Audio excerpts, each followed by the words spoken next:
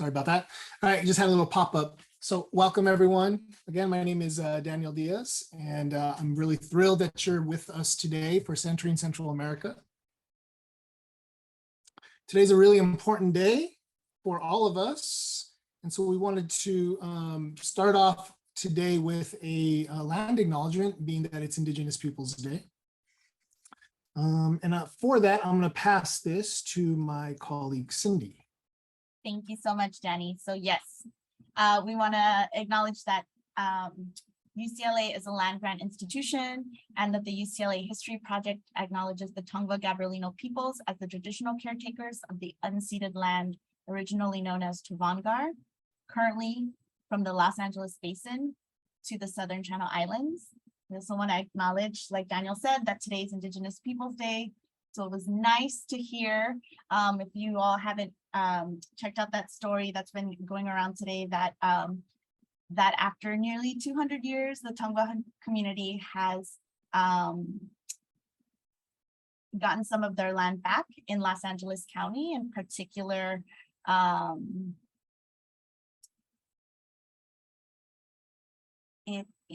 want to say it's near Altadena. So just want to acknowledge too that the Tongva leader said they hope that the land can provide avenues for the community to reconnect with their culture and promote healing from centuries of trauma. And that they are looking towards a common goal that is to have a place of safety, security, where they can hold ceremonies and exercise self-determination. So hopefully this is the beginning of more land being given back to the rightful owners. Thank you, Danny. Sorry, I was trying to also follow the chat. We also want to acknowledge that that it's important that we not stay quiet when our communities are under attack, and we denounce the anti-Indigenous and anti-Black comments that were recently made by some local officials of the Los Angeles City Council. We acknowledge that the Latinx community as a whole still needs to address various issues. Among these, the anti-Indigenous and anti-Black sentiments that are entrenched in our community. And we are committed to doing work that addresses these issues and promotes healing and solidarity. So we also want to acknowledge that some of our partners, sorry, one more second, Danny. Here on our panel, that CIELO has already mobilized. They had a protest in front of City Hall this morning. And so we want to just uplift that. And then as we continue to hear of ways that we can show up for community, we'll also be posting that as well. So thank you. And I don't think we assigned the chat box check-in, so I'll go ahead and take care of that one. We just want to give a moment. If you could go back to the previous slide. Thank you. To see who's in the room. And so if y'all could just take a moment to check in the chat box, please state your name. I know Danny dropped the link to Native Land CA. So we'd love to hear what Indigenous lands you are currently on and what the unceded territory is currently named. And then either or, one reason that brought you to this workshop, or a relative, loved one, or person that you would like to honor today, be they Indigenous, Central American, or both. So we're going to give it a moment for folks to check in the chat. Awesome. Thank you all so much. I see we have folks even from out of state, so this is really beautiful. We're going to invite you to continue to do the chat box check-in. And if you're just joining us, please send a message and one of us will help orient you to where we are or share a resource like our agenda with you. We also, as you're doing your introductions to us, we also want to introduce ourselves to you a little bit. A lot of you know us, some of you don't. So we're going to go ahead and do that quickly. I'll start. I'm pictured here at the top many years ago. And this is me at El Rancho High School, where I was a high school teacher doing a little carne asada. after school for some students. My name is Danny Diaz. I'm the director here at the UCLA History-Geography Project, a former teacher in Boyle Heights and then in Pico Rivera. And I'm thrilled to be with you all here today. This work is really important to me as a former teacher in K-12 classrooms and somebody who does this work. It's really important that we always center community and our students. And I don't see a better way of doing that than having conversations about the students that are in our classrooms. And so I'm thrilled to be here. I'm going to go ahead and pass it to my colleagues to introduce themselves. I guess I can go next. I'm Amparo Chavez Gonzalez, known as AMPS, and I am been an educator for about 32 years. I'm excited to be here and learning with all of you, and I thank you for being teachers. I don't think you get thanked enough. I'll pass it on to Mark or Cindy. I can just quickly go. Oh, hi, my name's Mark Anthony, and I'm the program coordinator for the project. So if you need any assistance during the workshop, feel free to direct message me. Awesome. And Cindy Mata, Associate Director at the project, and super excited to be doing this work with y'all today.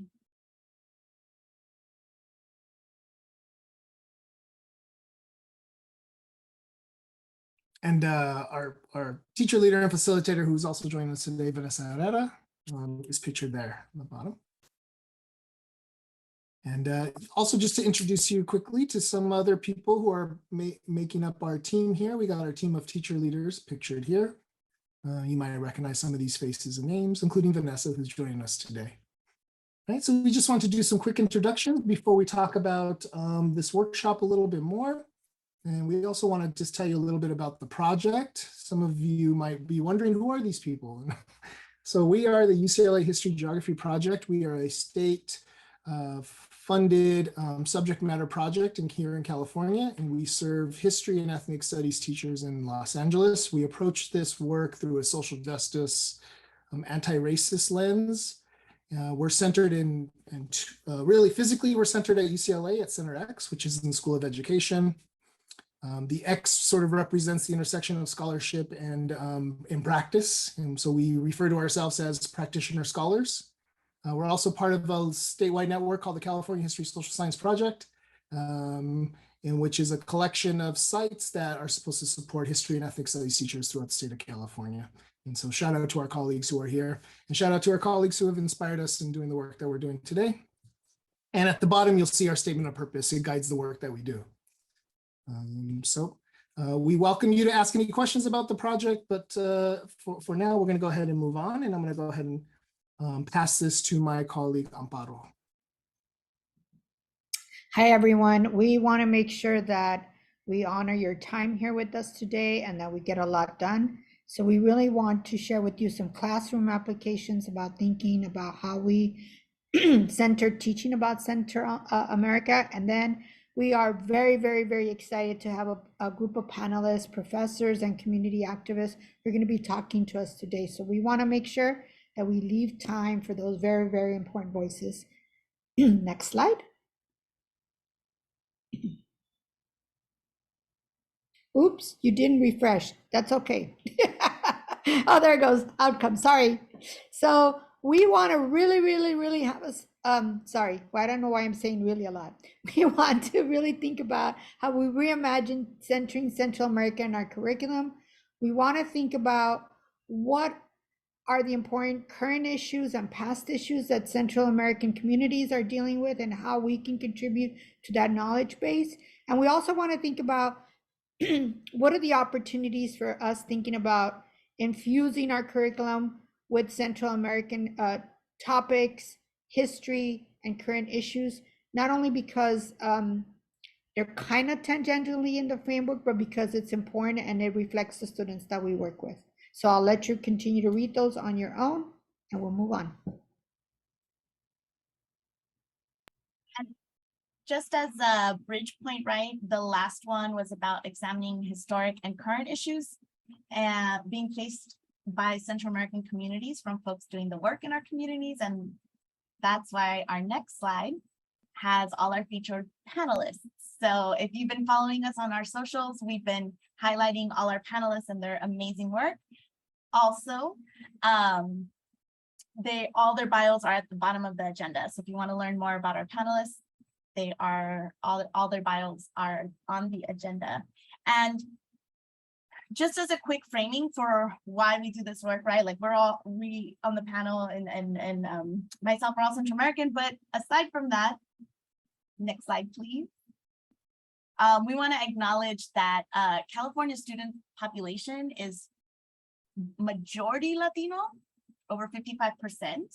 And within that breakdown, the largest populations of Salvadoreños and Guatemaltecos outside of the countries of origin are in LA County. And so when we think of who are our Latino students in our classrooms in California public school classrooms, Central Americans definitely part of that vital student population. And we also do this work because as history, social science, ethnic studies teachers, we're called to do this work. It's highlighted in the history, social science framework, right? And so just to call attention to just a couple places in the framework that asks, right, us to do this work. So it says teachers should learn about their students' lives and make connections between students' experiences, backgrounds, and interests, and connect that learning in schools. And so we want to make sure that we can do that. And part of that is through workshops like these. And then also, right, that the history discipline and related social science fields provide unique opportunities to integrate culturally and linguistic responsive teaching. And so we know that in order to do this culturally responsive work, some of us need some extra support, and that's why we all were really excited to do this workshop today. And it's not the only workshop we've done that's highlighted Central America. We want to acknowledge our previous work, starting in 2018 when we partnered with Cal State LA's Latin American Studies Department. And that this is an outgrowth of the beautiful work that was started last year by Amparo and the Reimagining Latinx Heritage Month series. And we want to acknowledge that even though our work focuses in California, that Teaching for Change started in 2019, the Teaching Central America Week. And so we wanted to also be in conjunction with them this year. We signed the pledge to, uplift their work and uplift the voices of Central Americans. And that's why we're doing this workshop as well. And yeah, I think that's enough of a context for right now. So we understand that we have community members and that not everyone's a teacher, but we also felt, one, that's who our main population that we serve, but also it's important for community to know where Central American history and culture is already embedded in our standards and in our frameworks, so that we can also be allies in this work, right? So when we know what our students are supposed to be being taught in California public schools, we can also advocate for that work to show up. And so we have 3 breakout room options. This is the classroom application component. We wanted to make sure that we did this as kind of like a setup too for then our panel discussions afterwards. And so there'll be 3 different options for you to choose from. I know Amparo's setting up the breakout rooms. If you're a middle school teacher, I encourage you to check out Vanessa Herrera's breakout room session.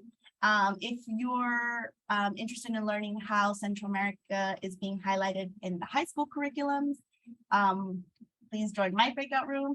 And Amparo's Guatemalan Women, Identity and Resiliency will actually be in this main room, so you don't have to go anywhere if you want to check that out. And that spans the K-12. So if you want to check out that, please stay here. And we'll do this for about 20 minutes. Thank you, everyone, for joining us. We are going to get ourselves involved in an activity. At first, we're going to experience it as a group. So if I could have 5 people in the chat room volunteer, I'll take the first 5. You're going to help me out to model this first activity. I don't have anyone in the chat volunteering. Anyone? Okay, Kara, you'll be number 1. Thank you, Kara. Danny will be number 2.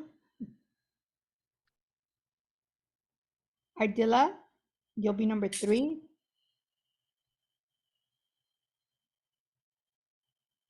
Danny 2. 1.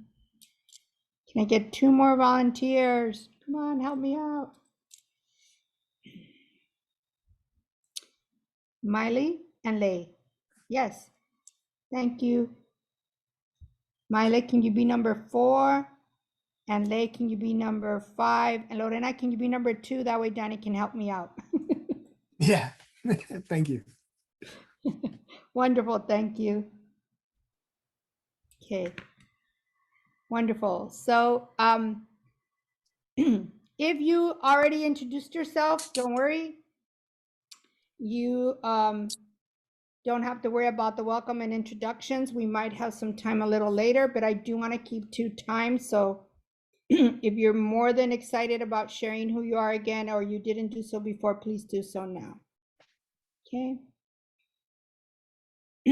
And also what your connection to Central America is, whether it be professional or personal. All right. And so now, I want to make sure that we all, in the History-Geography Project, we really center a lot of our work around these shifts in the framework, and we were one of the people who wrote the framework. So we're always constantly thinking about what is it, how do we think about content, how do we infuse everything that we do with literacy, because that's just what we do. If any of you know us, we're always talking about literacy. And then the approach in the framework that we really like to encourage people to take is one of inquiry, right? How do we create questions? How do we get kids interested in historical questions and in thinking historically? And then this idea of citizenship, and what does it mean to be a citizen of the world, of your community, of your block, of your school, but also what does it mean to take action on behalf of those that you live with and you share the planet with? And so we're going to be thinking about those, and we're going to be looking for connections for those. Next slide. If you are wondering, does this apply to my content? I broke it down, right? By content standard. Obviously, the elementary school teachers have a lot more ways of connecting with this content in the younger grades in terms of community and culture and identity. But I think in the 7th grade, there's a lot of things that we can think about in terms of what does it mean to center Central America and how we discuss it, and shifting, right? Shifting the ways that we think about how we teach Central America.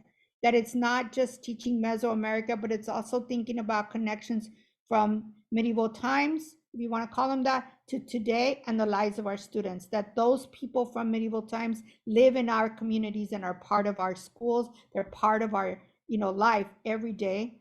And in high school, to think about this, and including economics, to think about what does it mean for the legacy of being part of North America, the legacy of the United States being involved in many countries in Central America, trade, and what does it mean to be neighbors to many of these countries, and what does that impact, right? As we also think about how we teach this.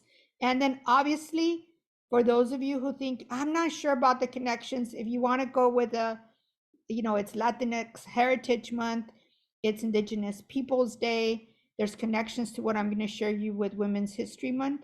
But also in our field, there's a lot of conversations about how do we connect to our students, but also how do we connect to counter narrative? What are those stories that are missing in our curriculum?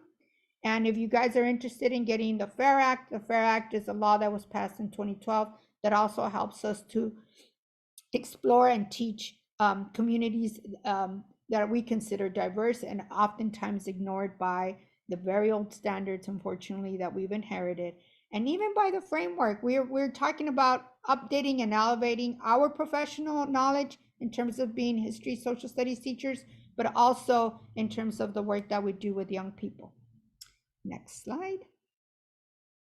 And so today we're going to talk a lot about literacy and how do we look at images and pictures and documents, thinking through this literacy lens, and how do we go beyond the see, say, matter and a summary? How do we think about talking about history, social science, and how do we go beyond the simple exposure of students, but thinking? We're going to use this template. No, you're good. We're going to use this template for thinking about the images that we're going to see and the videos. And my volunteers are going to help us with the first example. Next. And then you're going to see, you can keep them as observe, infer, reflect, or wonder, or you can make them into group roles for your students. So that's going to be up to you. You will get access to this template and you're going to be able to use it. It's part of the resources. So here we go. All right. We're going to start with an inclusion. We're going to watch 2 clips from a book called Rainbow Weaver. And then I'm going to ask my 5 folks who offered to help me, right? Cara, Lorena, Ardelia. Oh my God, I forgot number 4 and 5 already. I messed up. Lay and was my last person. Amaile was number 4 and Lay was 5, right? So you guys are going to be thinking about your role, okay? And then Danny will show us. So if we could play the clip on the left-hand side first, Danny. Hi everybody, Miss Hudson here. Today I'm going to read to you a book called Rainbow Weaver, and it was written by Linda Elovitz Marshall and made by Elisa Chavari. Rainbow Weaver.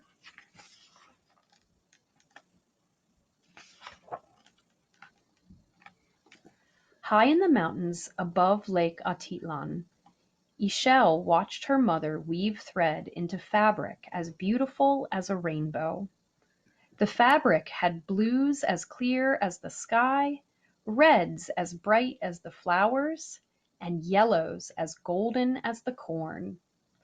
"Mama," Ixchel asked, "may I weave too?" Her mother shook her head. "Not now, Ixchel," she answered. "This cloth is for the market. If it brings a good price, it will help pay for your school and books."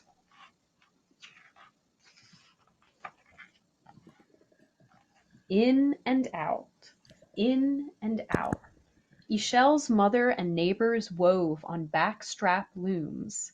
They wove as their mothers, grandmothers, and great-grandmothers had done before them, as Mayan women had done for more than 2,000 years. After a while, Ixchel asked, "Mama, may I weave now?" Again her mother shook her head. "Count threads with me, my love. I'll show you how we make designs." Ixchel and her mother counted together. Hun, ka-e, ox-e, kaj-e. With each additional color, the cloth grew longer and the design prettier. Ixchel reached for some thread. "Please?" she asked. "No, my love," answered her mother. "You are still..." Okay.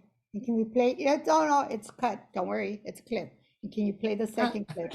You didn't mess it up. Second, Danny. Turning the blades of grass into fabric. When the fabric was finished, it was too small to be a doormat or even a placemat. It was too scratchy to wear as a bracelet. Worst of all, it was a dull greenish white. The fabric was far too small, far too scratchy, and far too dull for anyone to buy. Ixchel knew it would never sell. I wonder if she'll give up. Disappointed, Ixchel took another walk. Climbing the path villagers took to bring sheep up the mountain, she saw a clump of black wool hanging from a branch. Ixchel tucked the wool under her belt. She noticed more clumps of black and white wool dotting the grasses, sticks, and plants. Ixchel gathered this wool and tucked it under her belt too.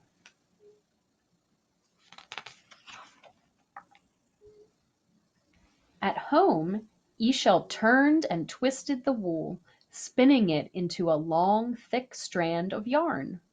Then over and under, back and forth, she pushed the batten and wove the yarn into fabric.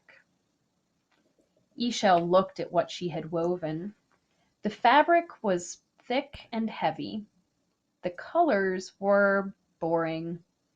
Tiny pieces of grass and dirt were stuck in the fabric.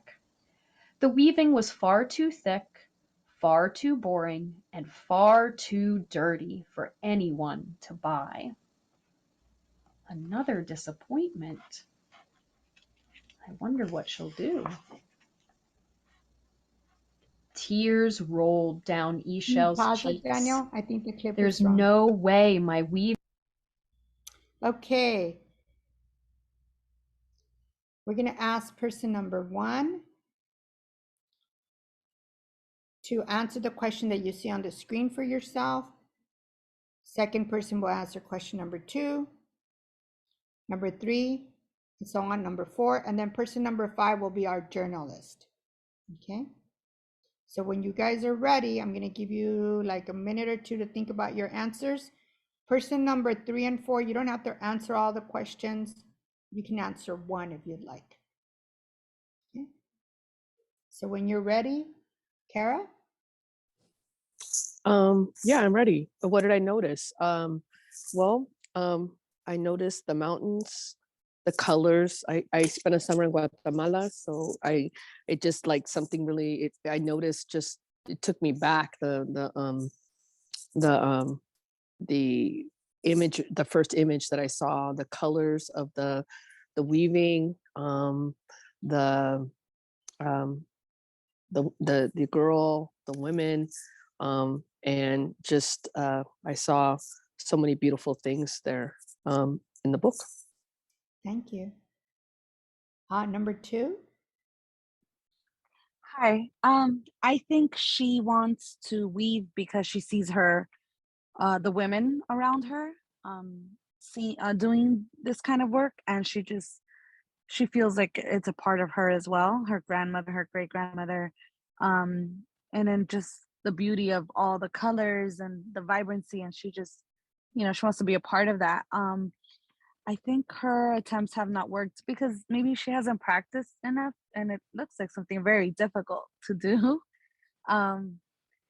And I think the story was written because I don't know, there's many different things, and like the person before said, the images take you back, especially if you're from Central American descent. I'm from El Salvador, and we're so close to Guatemala that I've been, and just seeing that took me back. And I think the writer also maybe wanted to present that to a lot of other people that are not from Guatemala.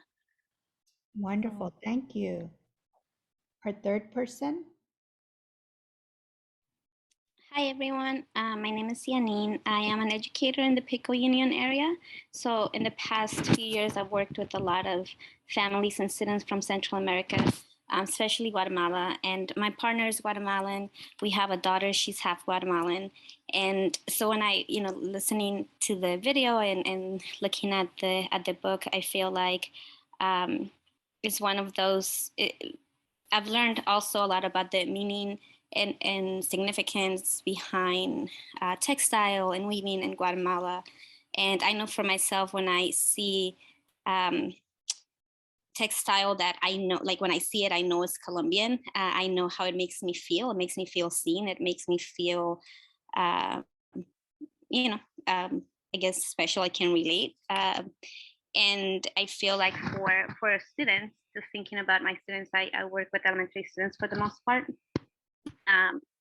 This is, is significant in that sense. I don't know if that answers the question, but I guess that's my reflection on how this would be a book or a practice I would want to use as an educator, and specifically where I work. Thank you so much. And our fourth person? I'm gonna step in. The fourth person, the internet connection dropped, so they missed the book. Oh no. So, Okay. but when I was listening, one question I have for the author is, I wonder how long it takes the elder women to become like experts, to feel like they are making, designs and things that are like pleasing to them. And then in terms of cultural identity, I was just wondering, I had a lot of questions about what do the colors symbolize? What is some of the images and the symbols? What is the story that's being told? And how do I, like, what kind of literacy, or how can I interpret this? That was something that came up for me. Wonderful, thank you. And our journalist, do we have a caption? Okay. For me, I'll step in. I think some folks are having trouble with the internet today. Yeah. I think a caption for this clip would be, you know, for me, it would be wanting to learn like my grandmother and mother, or, you know, something like that, wanting to learn like my elders or something, right? And so we've done this process. You will have the opportunity to join a breakout room in a moment. Daniel, we can go on to the next slide. Okay, so you're going to join a breakout room. If there are, hopefully there'll be 4 of you. Check out the breakout rooms and join one that has 3, 4, there can be 5. Sorry, Daniel, it keeps on popping up. We can do squares. And then you can just number yourselves 1, 2, 3, 4, 5. And there will be an image, there will be a picture, or there will be a reading that you're going to be doing together. There's one room that has another clip from the book. And so you'll get a chance to interact with that.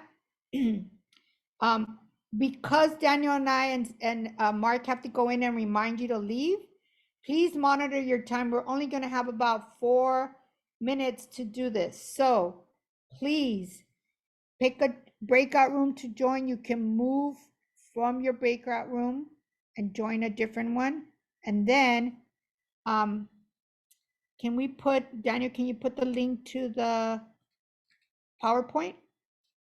So we're going to put the link to the PowerPoint so you can find your image. And I am going to put in here, here's the information for you. If you are in room 3, you use the image for breakout room A and the questions for A.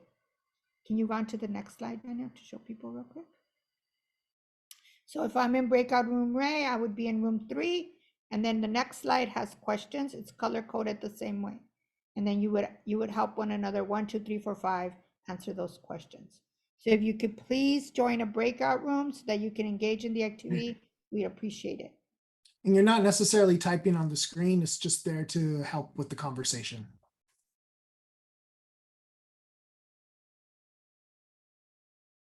All right. And are we all back? Sorry about that, folks. One of us accidentally closed the breakout room. If we would really love, we know some of you didn't get to debrief and finish. We would love for you in the chat to just send a little note, give us some feedback about something that you learned, and a way that you would use the materials that were shared with you in your classroom. Even how you might tweak it. So go ahead and put that in the chat and we'll read a couple as we transition. And again, we apologize. We are having, just like everybody else, our internet kind of dies in this time of day. Danny and I are in Whittier, and so we'll blame the Whittier internet gods or whatever you want to. Sorry about that. We have Carla is sharing colonization by controlling the water. Thank you. Yes. Universality of honoring ancestors. Thank you. Poetry. Great. Yeah, how to get some poetry going in there.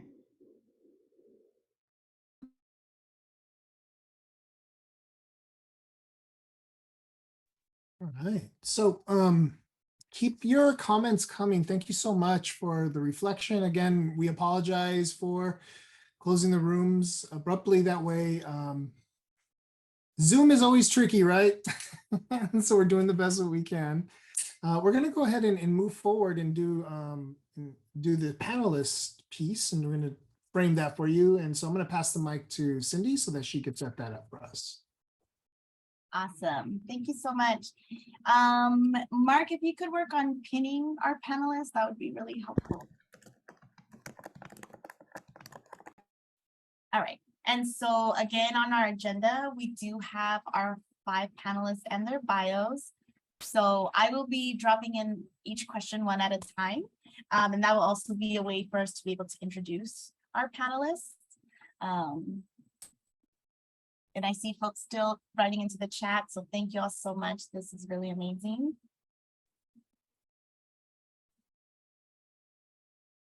Perfect. And I just want to also highlight that I believe in the agenda, there's like a place to take notes as well for the panelist questions. So if we could stop sharing so we could pin our panelists.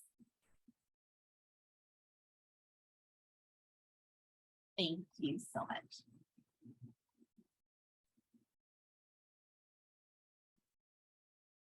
All right. So for our first question, we definitely talked to our panelists much about in terms of Central American migration, immigration, what are the most important things that teachers need to keep in mind or know? And what are the forces behind why people and people of Central America are moving from their homelands? And so for that, we would love for Dr. Enrique Ochoa to kick us off. Again, he is a professor at Cal State LA. Great, thank you, Cindy. Really, this is very moving to hear everyone and to see everyone on. But among the things, if I can briefly say, among the things I think that are crucial here in understanding for teachers and even our community members, right, is that I think we've seen this already so far today by all the introductions, but Central American history and Central American society is closely bound to the US, right? That there's a close connection between LA in our context, greater LA, but other parts in the US and Central America.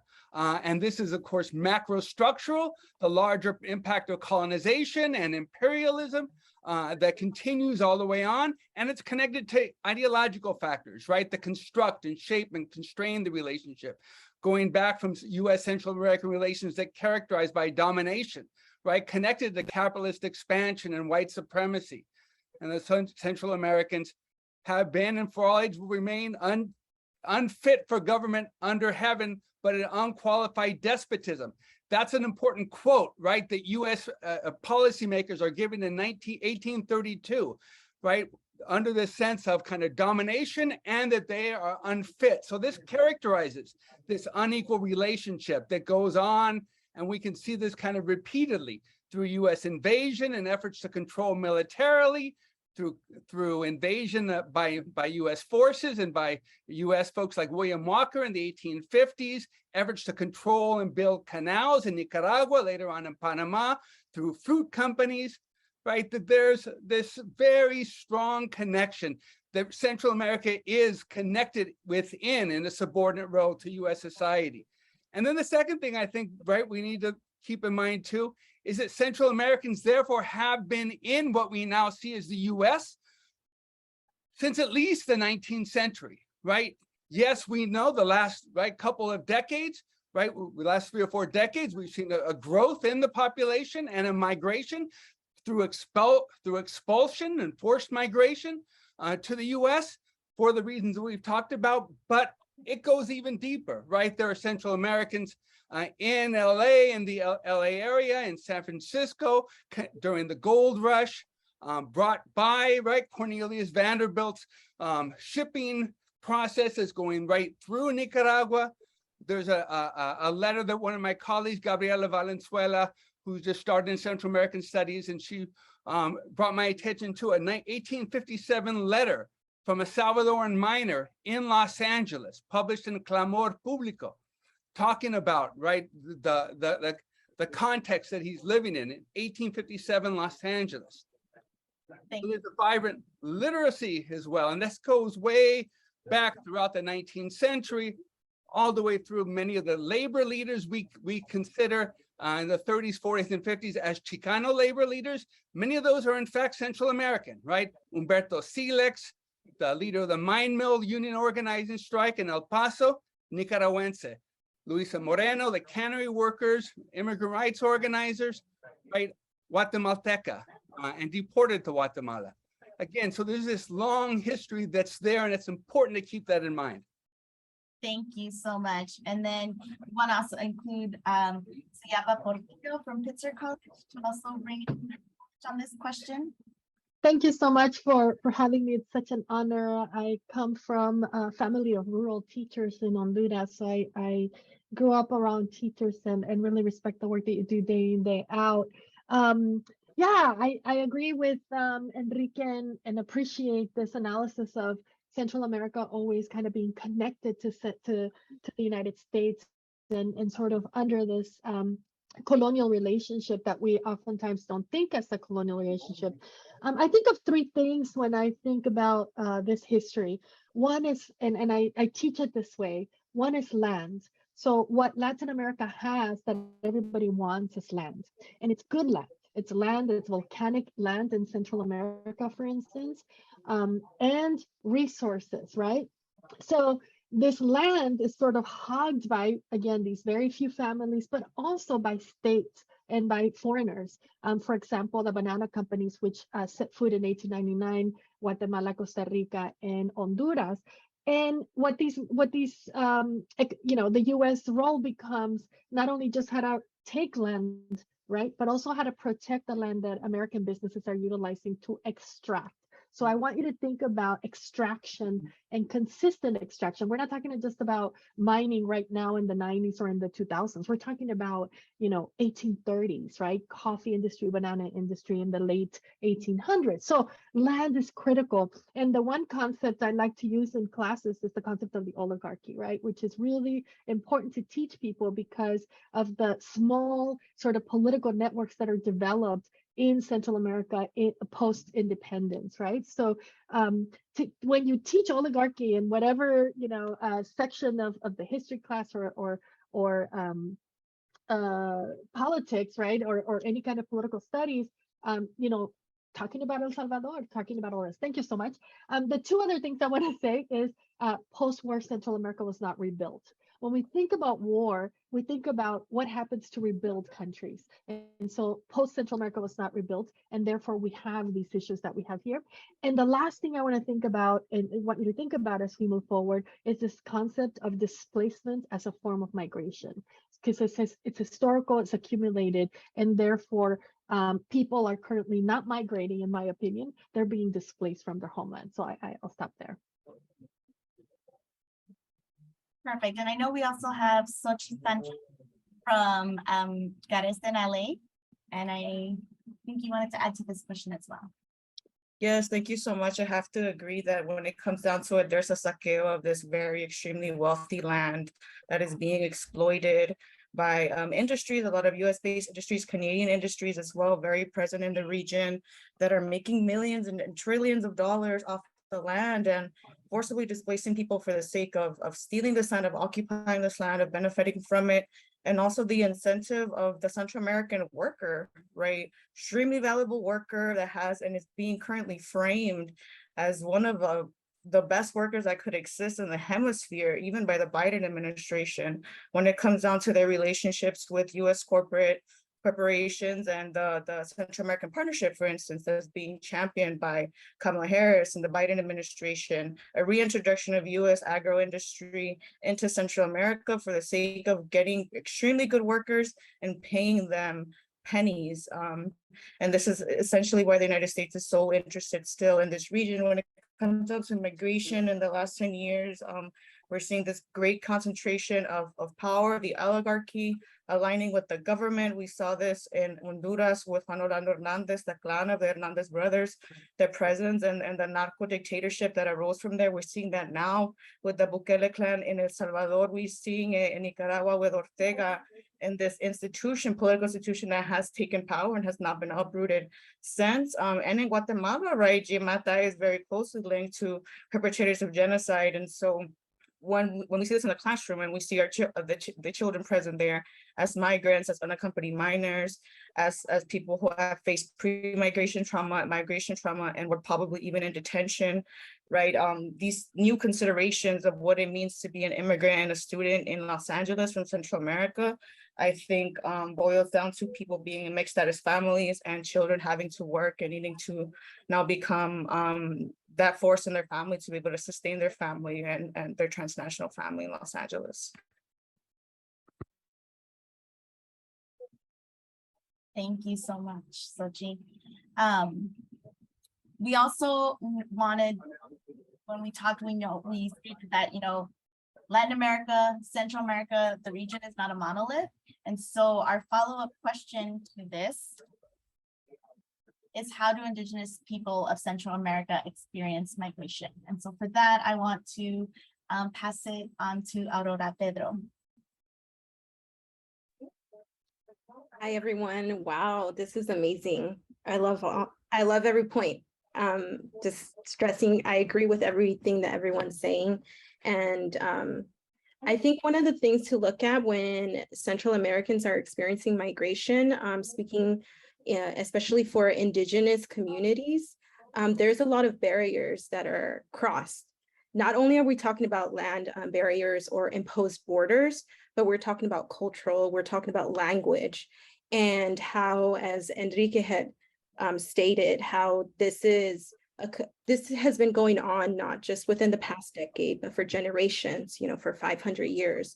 And this is something that the racism that's been very systematic in Guatemala, in Central America, that doesn't disappear when you cross the border. We face that in Mexico. We face that when we get here.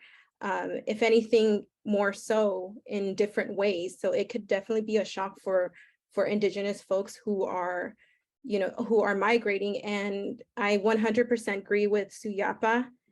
We need to change that narrative from not just migration, but to displacement. Because when we change that to displacement, it holds the people who are at the root cause of displacement accountable. And it allows for an open conversation and to look into, why are communities being displaced? And it's not just, recognizing nationality, but what specific communities in these imposed border. Because before Guatemala, before Honduras, before El Salvador, there were Indigenous people there. And we know these territories from our ancestral languages. For instance, for the Maya folks, Shika or Chinabul, or as my colleague Flori here, Shela, these are the names that we know them by. So when we're crossing these borders, we're crossing borders that were imposed, that are new, that we are learning about. So when we look at that, we need to understand the violence that is faced, not only in many different layers, right? So we also have to look at gendered violence. The folks who we are seeing mainly migrate or being displaced right now are families, our communities, our mothers and their children, or unaccompanied minors. And this is a big shift, as we saw from the generation before, where it could have been mainly what we saw would be fathers or the male figure coming to migrate, potentially sending money back and then going back to their ancestral land. And these narratives and this migration pattern, the change in migration pattern, does affect the way that we carry our culture. As I'm a strong advocate for languages and language justice. The language spoken at home and in Indigenous folks' homes sometimes is lost because of that stigma that we face from all angles. And that is faced, in our ancestral home, and that is faced when we cross these borders. So the work that Indigenous women, Indigenous parents, Indigenous mothers do to hold on and carry that culture and those languages with them, they face a lot of barriers when crossing, when migrating, when being displaced. Thank you. And Dr. Flori Lopez, I know you wanted to add to this as well. I'm like, that's a whole mic drop right there, Aurora. I just find it so moving because I think, this is a workshop for teachers, and I'm sure those folks are present in the room, But the other folks that are present that I want to recognize in this conversation are a lot of the experts, both in terms of because they're doing the organizing and on the ground work, and also because they're faculty, they're grad students, they're engaged with community organizations on multiple sides of multiple borders. And so I want to acknowledge that they're here in the room. Y'all know who you are, and I would welcome like any additional comments y'all have to just make this more of like a collaborative conversation, right? Because there might be like 5 panelists, but I'm just in awe at who showed up. And so I know like, so I want to make my comments towards educators, and so they may be very broad in general, but I also understand that there's folks who are like very well versed in Central American history, politics, and social movements in the room as well. Welcome y'all to participate in the conversation however you see fit too. So yeah, I think I just want to echo a lot of what Aurora has already shared, which is that our engagement with colonial institutions does not begin when we migrate. It actually began, you know, hundreds of years ago with the arrival of Spanish colonizers. And since then, we have never been a part of kind of what's been considered a model subject or a model citizen of a nation, right? We've always kind of existed on the margins as people who could be exploited for labor. And I think sometimes when we talk about that history, people think that we are talking only about 400 years ago, but I mean, we're talking about this today, right? Like people are forcibly displaced, violently displaced. Literally within the last few months, we were seeing on social media the displacement of Kikchi communities, right? From their ancestral territories, which they have a particular relationship to. Oftentimes this displacement is for mining, but it's also things like massive African palm oil fields, right? And African palm oil is something that a lot of us consume on the daily because it's in so many of our products. And so in that way, like we're tied into Central American displacement in ways that we might not even recognize, right? And so I think that's important to acknowledge as educators in the classroom. And then I also think one of the things I wanted to talk about was also poverty, because within academia, there's this whole conversation of, you know, are people refugees or are they economic migrants? I personally don't think that totally makes sense as a conversation, because for me, what I've seen both in my history, but also in studying the history of my community, is that intergenerational poverty is also state violence. It's the production of these conditions that are practically unlivable, right? That force you to make a choice between survival or trying to stay on your lands. And so I think that's really important, because then when we see folks arriving at the, let's say, US-Mexico border, and they're being detained or they're being not admitted because they're being told to remain in Mexico, right? We have to understand that this country, the government of this country, is making a choice that rather than providing humanitarian aid to people who have already experienced dispossession, displacement, malnutrition, poverty, and a difficult journey, that rather than providing humanitarian aid, medical aid, they're instead choosing to treat them like criminals, right? To detain them. And why? Because it's profitable. And I think that does shape a lot of our experiences, even when we arrive to schools, right? So you're having students in your classroom that if they're recent Central American migrants, they're most likely arriving with a lot of trauma. And so then what does it mean to kind of center a different type of history within the classroom? I think it's an important question to ask. So those are just some of the things that I wanted to share, right? Is that our experience with these violent colonial institutions doesn't start when we migrate or when we arrive in the United States. It actually starts in Guatemala, which continues to be a very racist country itself. Thank you so much, Flori, for that. And I think you also bring up a really good point that we also wanted to make space for, and that is what is currently happening in the various communities here in our homelands. And I think for that, we wanted to start off with Xochitl for that question. Yeah, thank you. I just wanted to speak on one thing. I know there's many things happening in Los Angeles, but speaking to the Central American immigrant community, very specifically, there's the issue of TPS, temporary protected status.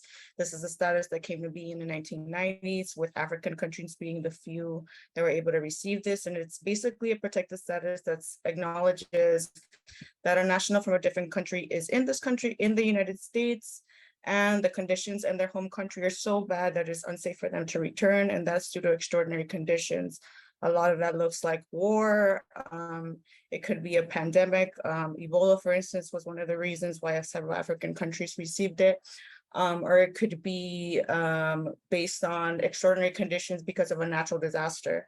In the case of Central America, El Salvador, Nicaragua, and Honduras, El Salvador received it due to the earthquake of 2001, and Honduras and Nicaragua due to Hurricane Mitch, which hit the countries in 1998.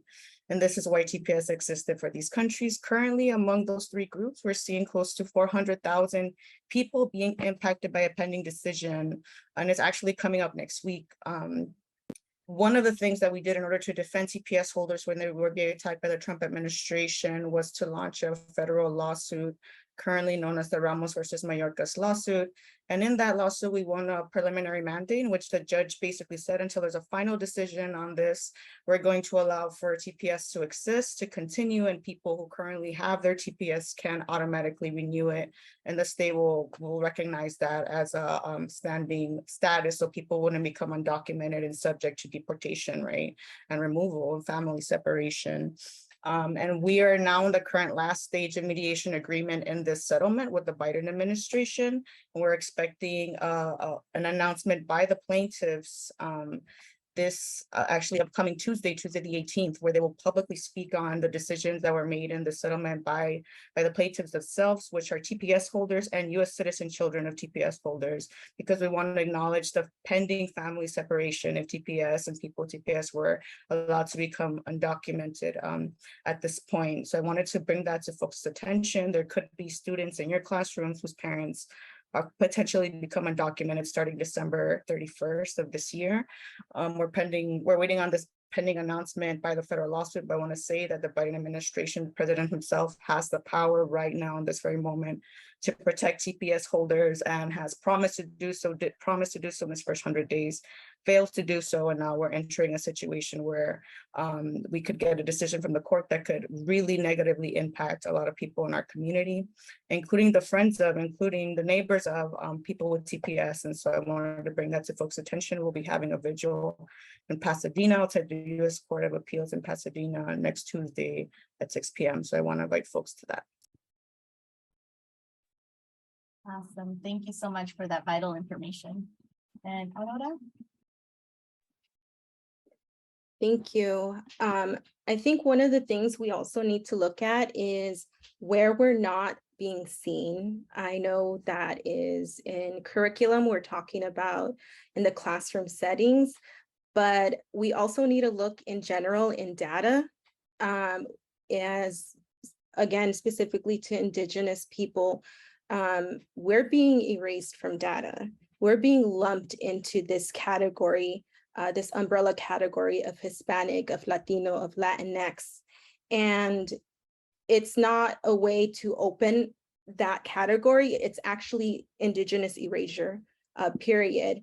And the reasons and the dangers behind that, it comes back to language, right? Language justice. If we're not recognizing Indigenous people and their rights and their language and their rights to their culture, how will you provide access to resources?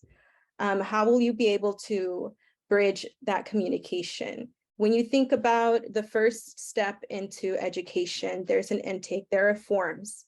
How do we imagine that to look like for Indigenous communities who are being displaced? They are now in our school systems. How are they understanding what's being marked down on the paper? I can speak from some folks who, I do interpretation where they've been marked down as Latinos or Hispanic, and that's language violence because we are not recognizing their indigeneity. And we're not recognizing why they are here. And this goes back to like the root cause of displacement, as Flori had mentioned, and as Xochitl has mentioned about these multinational companies who are displacing communities. So this is not going to stop tomorrow. This is not going to stop in a week. We're going to continue to see these communities here. So how do we support them in these systems that can't even collect or recognize our indigeneity? So these are one of the things that the communities are doing is visibilizing the identities and the diversity. We also need to recognize how diverse these communities are. I know the educators, might know, but just for everyone here, there are 22 Maya languages in Guatemala. And when they're going through Mexico, I know this is Central America, but Mexico, there's 364 indigenous languages there. Yet we're constantly being categorized by nationality. And again, this is the stereotype that we're seeing. Anyone south of the border is either this or that, speaks either that, and that really does have really has fatal consequences. I've seen instances where assumed parents of children are Spanish speakers, and this leads to medication or treatment not being understood. Just because someone can say yes or no in Spanish doesn't mean they understand medical terminology, legal terminology. And what happens then? Department of Children and Family Services becomes involved. And these are really scary situations to be navigating for anyone, but imagine for Indigenous people who have faced violence from all sides. So I think it's important just to first recognize our indigeneity and recognize the diversity of Indigenous folks. I also wanted to state for what communities are doing right now is, as I mentioned, changing the narrative from it being we're migrating here because it's an American dream. Yeah, my parents came here because they saw in a movie Hollywood, it's pretty sunny there. It's rainbows and sunshine. Let's go over there. No, these communities are being targeted. It's systematic, and we need to just call it for what it is.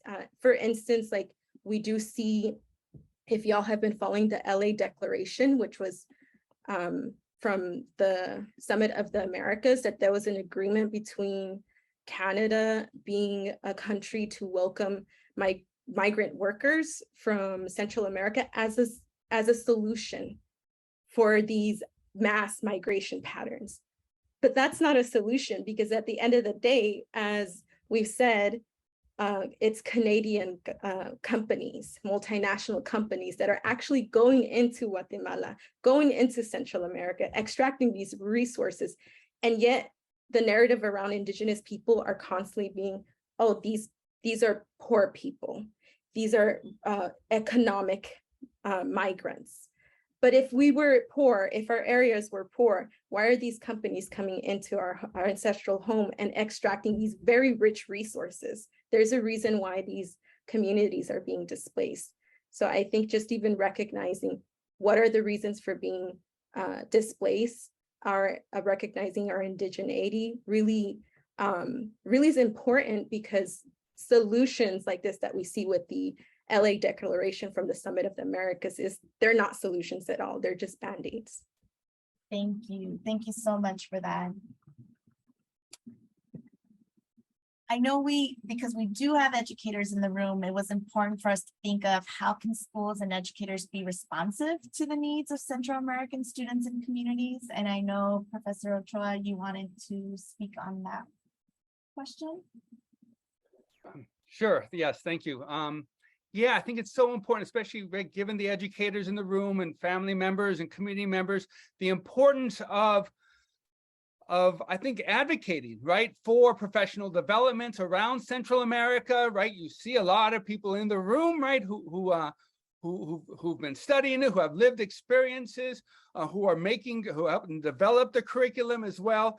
That this needs to be needs to happen in terms of even just curriculum, history, social studies, language, right? This Central American studies can be across the curriculum and needs to be thought that way. It's great we're doing a history and social studies, but language, still in language and in Spanish language classes, it's so important. Not to mention, of course, other languages, right? That is the majority languages that Aurora has mentioned.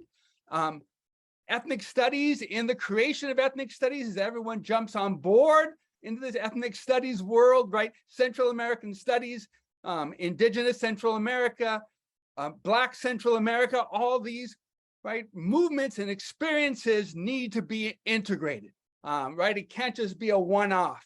So again, thinking about that, and then also thinking about, right, the pedagogy. How do we draw upon the liberationist critical pedagogies that are in community, that have been in community, right, for centuries, in Central America, and right for the past few decades have emerged in liberation theology, critical pedagogy, various forms of communities involved in circular models, drawing on that pedagogy, the use of poetry, right, as central to Central America in multiple ways, and poetry in different languages. So again, there's so much that could be drawn from in schools.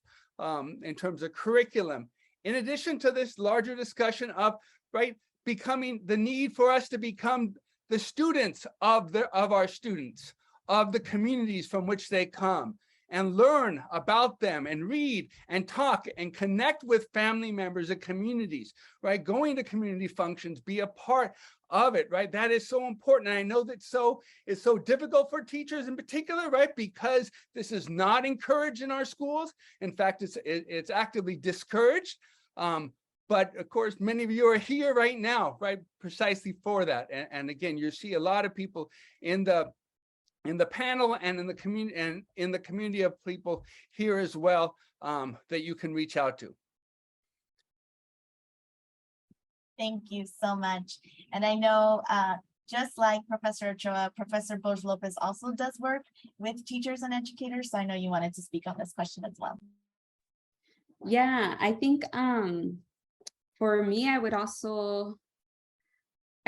begin by also acknowledging that what we need is really teachers who are advocates, right? Who are going to advocate for a critical ethnic studies perspective in the K through 12 across all disciplines. And I think part of why I say that is because I do genuinely believe that the way that we miseducate people around Native history informs the racism that Indigenous migrants continue to face.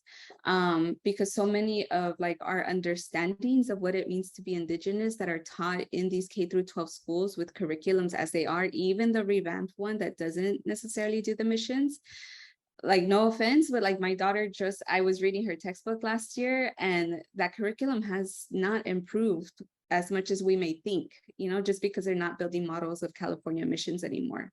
And so I think there's something to that. And so I really want educators to think more expansively about the areas in which they can bring Central American studies and Central American history in, right? So it can happen during Black History Month. It can happen, the way that you teach about Native people will inform how Indigenous migrant children in the classroom will feel about their own Indigenous selves, right? And so I wanted to share that. And then I also wanted, I think part of being that kind of educator advocate role is also pushing back on your admin and on the standards, right? And it doesn't even have to be like all that forceful, but just thinking more expansively than what the standards allow sometimes. I've been trying to think more about that 7th grade curriculum, because in California, that's the only place where Mayans are mentioned, is as part of an ancient civilization curriculum. And that actually perpetuates a really awful like settler logic, which is that, Mayan people, the great civilization that had astronomy and math and art and writing, those are the ancient people. But the Mayans of today, that's not who they are anymore, because they're uneducated, because they're at the margins of society, right? You don't see them in leadership roles. And that's actually a logic that the Guatemalan government itself uses, right? And so, you know, when you see that kind of, that there's an opening to be able to bring in Mayan culture and history, don't just do it as ancient civilization, right? Push beyond that. And I think, you know, the other places where I think is a lot of like, you know, English and literature, language arts, all of those can be very expensive when they're talking to you about how to teach students about writing an opinion essay, about taking a stance, about using primary sources. All of those I feel like are opportunities to push back on what's expected and instead do something a lot more critical and Central American focused. I also, you know, share the sentiment around bringing in, you know, adequate professional development that's actually resourced, right? I think that needs to be a part of the conversation is how do we get resources, one, to support the Central American teachers who are often doing this by themselves on their campus and are the only ones doing it. And then two, how do we ensure that we as maybe scholars in academia stay connected to these educators and these classroom spaces so that we can also support the work teachers are doing, because I know teachers are also overburdened. And then just want to end with a note of like, definitely coming from a perspective of a pedagogy of hope and resilience and not just one of trauma, right? We don't just want to teach the wars and we don't just want to teach like the most, you know, extreme parts of our history, right? Because there are also parts of our history and culture and movements that are grounded in joy and hope. And I think those are really important to share with students as well. Thank you so much. We have our, I know, Suyapa, you wanted to add to this question, and I'm also going to drop the next question in so you can continue that conversation, and also looking to highlight legacies of resilience. How do communities sustain themselves, right? And so wanting to be the bridge to that question as well. And just so folks know, I know it's 5:58, but we did have one more question after this for the panelists. So if you're able to stay on, please stay on. We'll keep the Zoom going. And then we will drop, just for the folks who have a hard stop at 6, we'll drop the eval in the chat right now.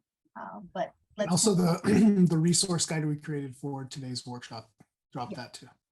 Perfect. And then I'll hand it over to Suyapa. Yeah, no, I really love what Flori and Enrique had to say on this. And again, one of the things that I wanted to say earlier and didn't, but I think is really relevant here is this idea of understanding the different periods of migration, right? And how they happen, right? Because if you're talking about those of us that came in the 80s, we came for particular reasons, right?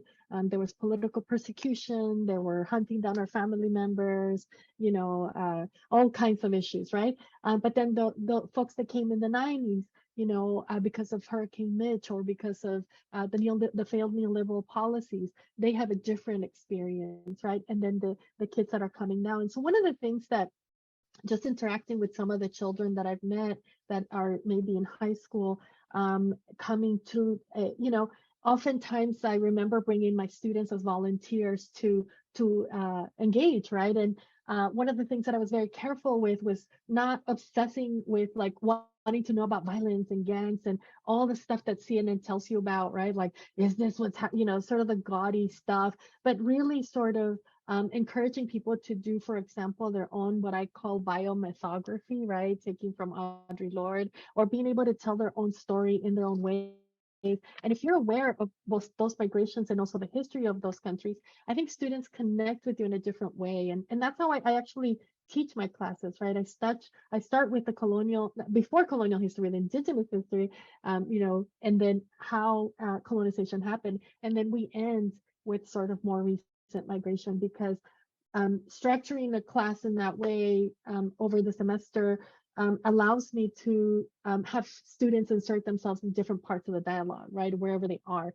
So the uses of oral history, poetry, testimonial, interviewing their family members. These are all awesome things you can do in the classroom, and doesn't have to be very long, right? Almost everybody has a cell phone. I don't want to assume everybody does, but I've taught my students how to use their cell phones to be able to tell their story, right? To record themselves, to tell, so things like that. I just want to throw that out there. As a former child migrant who was detained with my mother in the 1980s, very different experience than what you're seeing now, of course. I didn't talk about it with anybody until I was an adult, because we were afraid to tell those stories. My mom is still afraid that I talk about it. She's probably cringing in the background right now that I'm even mentioning this, right? She thinks we're going to get deported. This is going to happen. And so imagine what these kids are facing now. So instead of kind of focusing on that sort of seedy part of the CNN story, how can we capture different stories through people's own voices? So that's all I want to say. And I know that histories of resilience, and communities, one, mutual aid. People don't like, most of the Central Americans in this room right here understand this, right?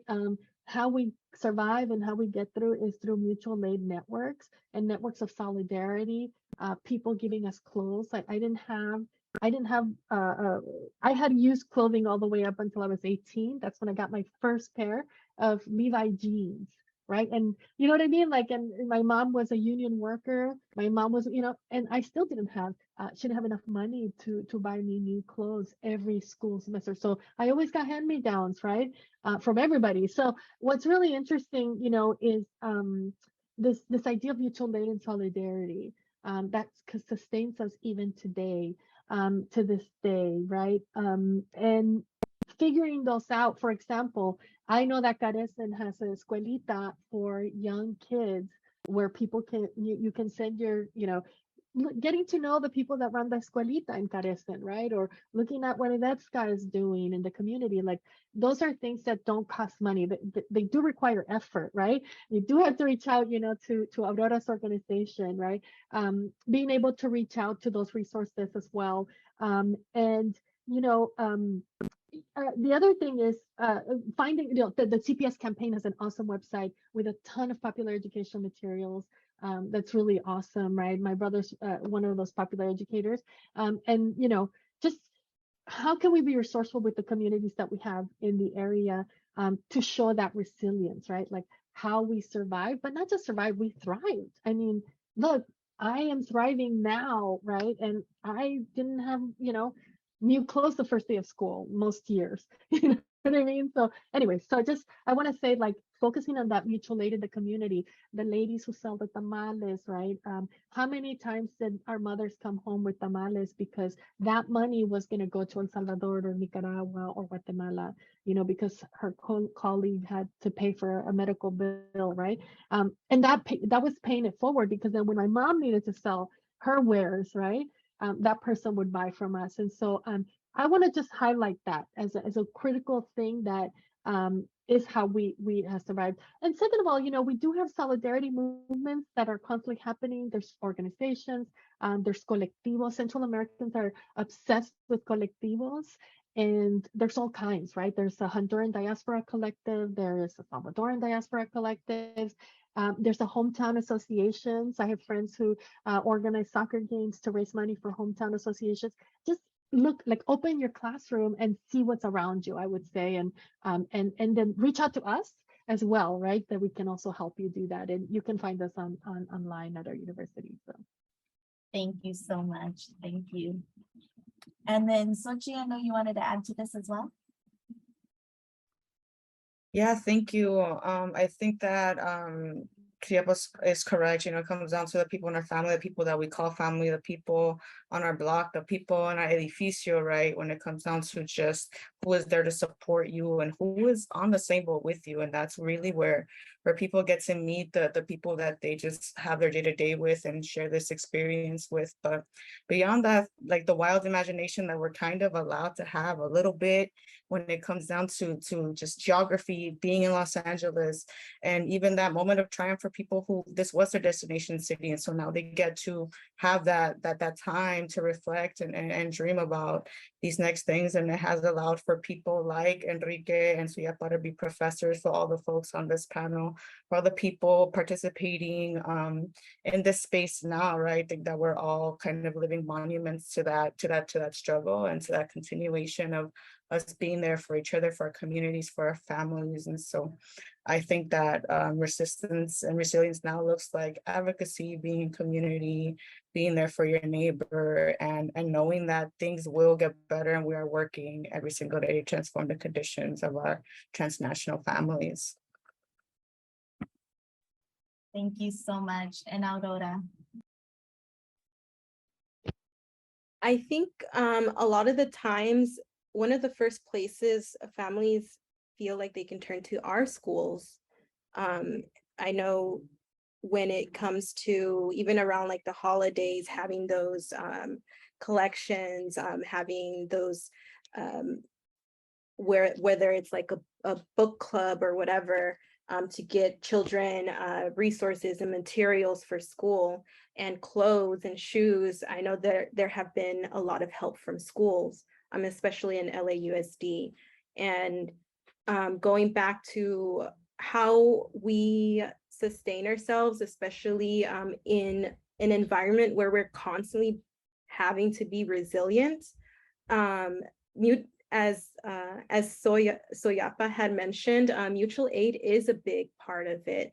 And I think just going back to thinking how communities work back on our ancestral land, that was just, there's no word for mutual aid in my language. However, there is word for community. And that's just something that is very natural, very something that we do when you belong to a community. So finding that here, finding that once you are displaced can be challenging. So it's often that families turn to schools or churches or places, as you mentioned, like collectives. And this is really, this is an important space for creating. There are a lot of hometown associations here in LA. I mean, if you go down to MacArthur Park, you'll see there's a huge community of Guatemalans, of Maya Quiche, of Maya Canjobal. And in that neighborhood, there has been what now I guess it's called Guatemalan Night Market. But we see a lot of vendors, street vendors, food vendors. And I think just bringing a piece of that here, everywhere we go, we bring a piece of like our food, our culture, even the way that we cook and how we make community is really something I'm always in awe of, because this is, I don't know, this is something that is important to create for folks. Bringing that sense of community here is really important to create those space for feeling, especially for communities who have been displaced. And, you know, even creating in the sense as Suyapa had mentioned, like poetry. There have been many community events, like for instance, near the MacArthur Park at the Levitt Pavilion, there have been a lot of like events involving music, and you know, there's even now artists creating rap in Indigenous languages, and how that bridges this narrative that languages are disappearing or culture is disappearing, which, you know, it's not disappearing, it's being actively killed. So bridging that gap of like generations that have that language and creating it in a way that's like rap, which is commonly understood as, oh, it's for the newer generation. But I think that's really beautiful how we see those different forms of resilience in the community. Thank you so much. And I'm gonna share my screen for hope you all can see the QR code. Awesome. And also our last question that our panelists are actually typing into the chat right now was one hope that they have for the future of Central American students in K-12 schools. And so you'll be able to see their responses there.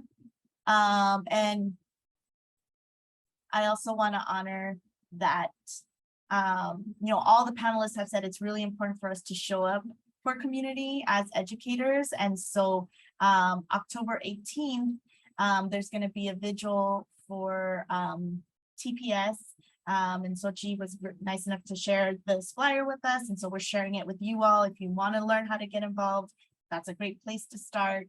And then we also have an evaluation that we would love for y'all to do as well. This will really help us in terms of like continuing programming, right? Folks want to know, funders want to know that like this, you know, like the amazing turnout that we had, but also that folks want to continue to see this type of work, because our goal is that this is not a one-off, that we continue to do this work con amor, con comunidad, con intentionality.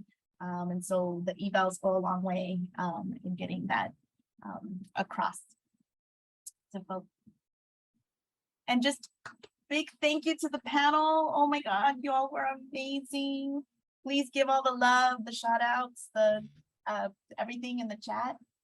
And thank you all so much for spending your afternoon with us today.